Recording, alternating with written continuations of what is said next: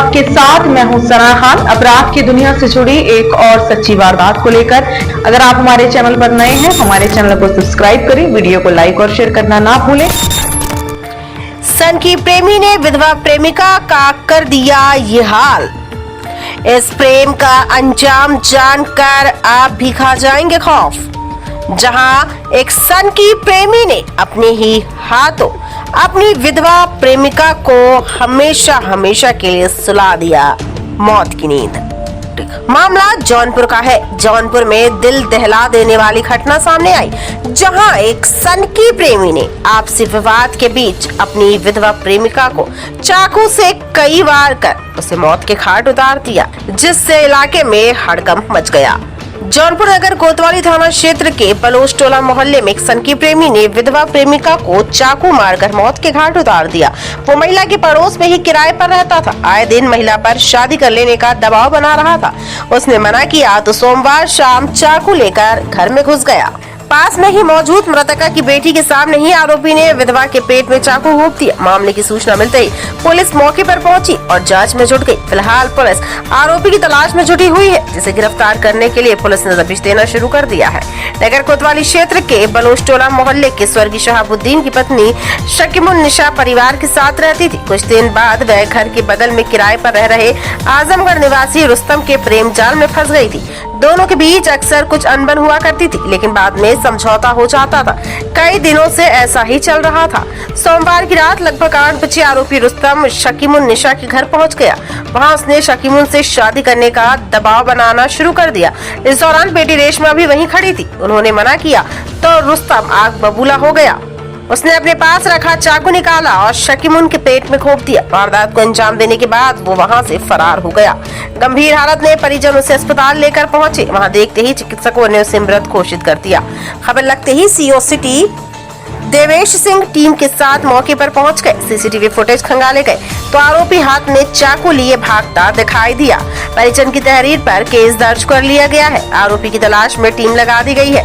फिलहाल पुलिस मामले की पूरी तरह से जांच में जुटी हुई है। पुलिस की तरफ से कहा गया है कि जल्द ही आरोपी को गिरफ्तार कर विधिक कार्यवाही की जाएगी। क्या देखूं, ऐसे ही हम लोग खड़े थे बाहर, चाकू लेकर आया, पहले हमको मारा, हमको मैं मार नहीं पाई। फिर मेरी अम्मी यही कुर्सी पे बैठी थी, कुर्सी पे मार के चला गया। ऐसा क्यों किया? ऐसा क्यों किया? उसके दिल में क्या था? गुंडा तो वो था ही। हाँ, गुंडा था वो। किसी बात को लेकर कोई विवाद या? नहीं, कोई बात नहीं थी। उसके दिल में दुश्मनी थी हम लोग के लिए। पूरा मोहल्ला जानते हैं ये बात। हाँ, पहले भी कभी ऐसा कुछ किया? जी हाँ, इससे पहले भी कई दफा ऐसा मैटर हो चुका है। पुलिस थाने निकाल के रफा दफा हो गया था। अब उसको मौका मिला है। मेरी अम्मी को जानना।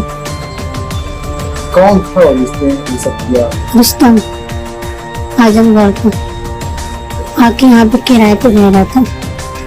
एक नंबर खम्मा वाली गुंडा, उसके फैमिली है, बीवी बच्चे सब उसको छोड़ दिए। हाँ, वैसा था ही, उसको छोड़ दिए सब। पकड़े नहीं? कैसे पकड़ते भैया, कोई था ही नहीं। सिर्फ हम थे और मेरी अम्मी और मेरी भाभी, भैया लोग थे नहीं, बाहर भी कोई नहीं था। कैसे पकड़ते बताइए?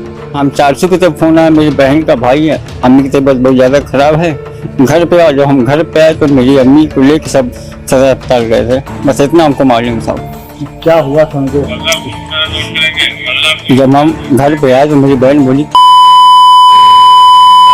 मैं गाँव भाग गया हूँ। रुस्तम नाम है। हमका मोहल्ले वाले कोई नहीं था, कहीं 3-4 लोग मोहल्ले वाले खड़े को देख रहे खाली। क्यों मारा कुछ पता चला?